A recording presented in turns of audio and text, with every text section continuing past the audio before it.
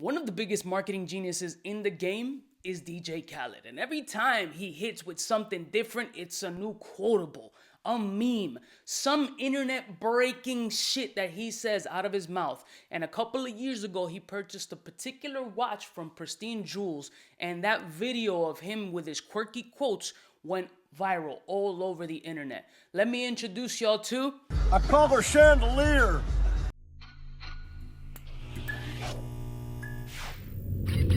I'm kind of a big deal.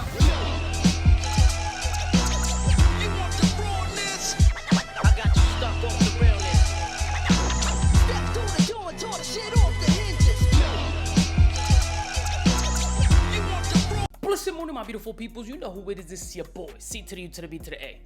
I remember exactly when DJ Khaled posted the Instagram video of him picking up the watch from Pristine Jewelers.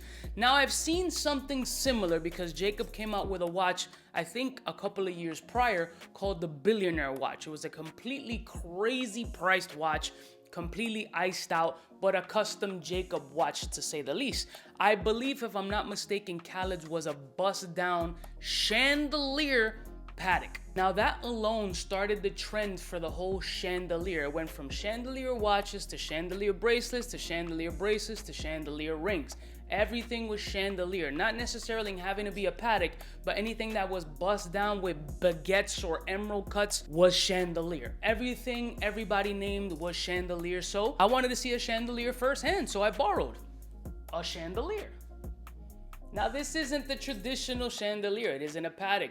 It's an AP, big boy, damn near brick status with spaghettis everywhere, every corner, every spot.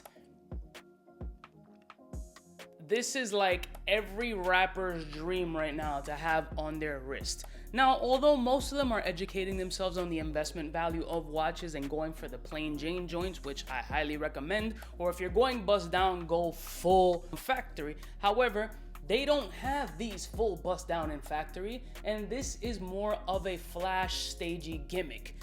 Beautiful fucking watch. I mean, it's heavy as shit. I'm not gonna lie. Like, the thickness of this case alone is a massive presence on your wrist, but I love that every single nook and cranny of this watch is completely spaghettied out. Now, this particular timepiece has a lot of gorgeous facets in it and really does a beautiful job in that right light setting.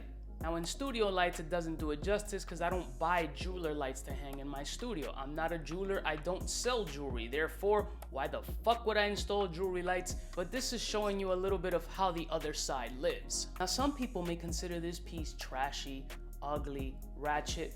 I say to each his own. I personally feel that this is a perfect on-stage watch. If you have those spotlights shining on you, you need something to stand apart from the rest. This is a stage presence piece. This is something that I'm screaming for attention. I want to show it off every time I hit the scene. Now you can see the open gallery where you can see the Patek movement. And it's really a beautiful piece. I just can't get over the fact of how thick this fucking monster is.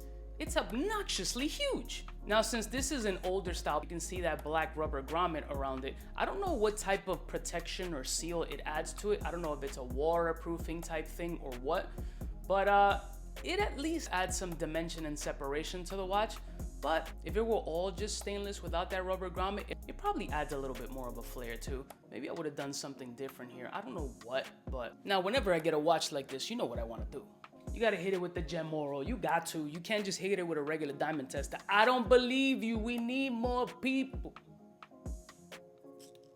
Diamond. Diamond. Diamond. Diamond. Diamond.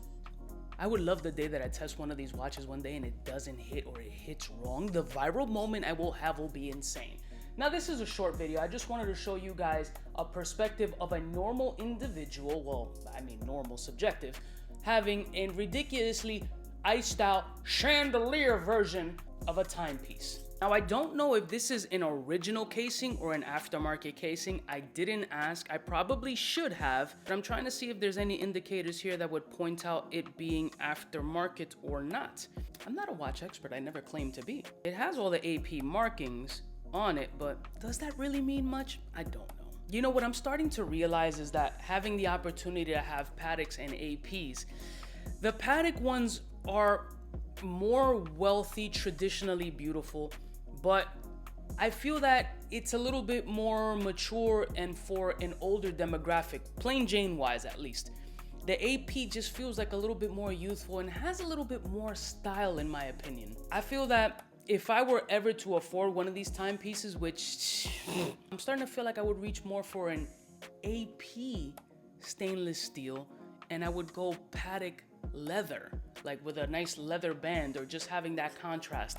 I don't know, I just feel that the Patek is absolutely stellar, but it's a different position of wealth, and it has to be put together with the proper appearance, as opposed to an AP having a more chill vibe scenario and thinking it's a little bit more fun and playful.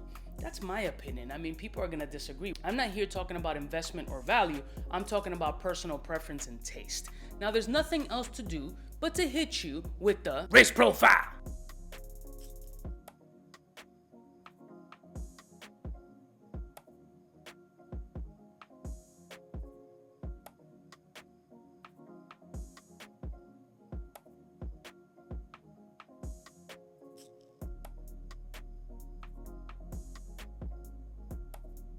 And I'm doing shit different out here, you know what I'm saying, with that chandelier.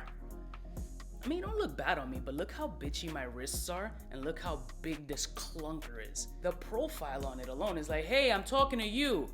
Look at this shit. Let me know what you guys think. Are you an AP chandelier fan, at least from afar? Is this something, if you had that kind of wealth and millionaire status and flex, followed by your Ferrari, Lambo, or some drop top beast, would you purchase this, or this is strictly for the artist on stage? I'll see y'all bitches next time. You know who it is, biggest in the game. Smooches.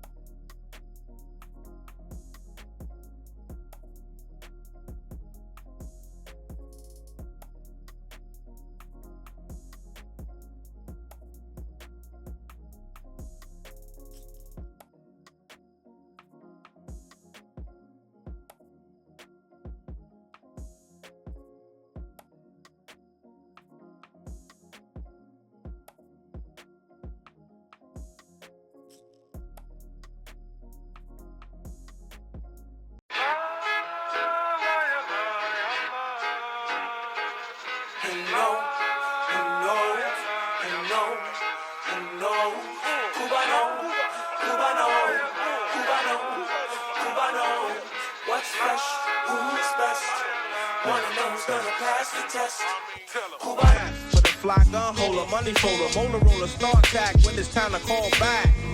For the rough, rugged, and raw way, this nigga Jay, it's a game, but he don't play. Hey, for all the chicks that got dead in the penthouse suite on top of my mom's crib. It's nonsense, you never get in. It's nonsense that you would think that you would.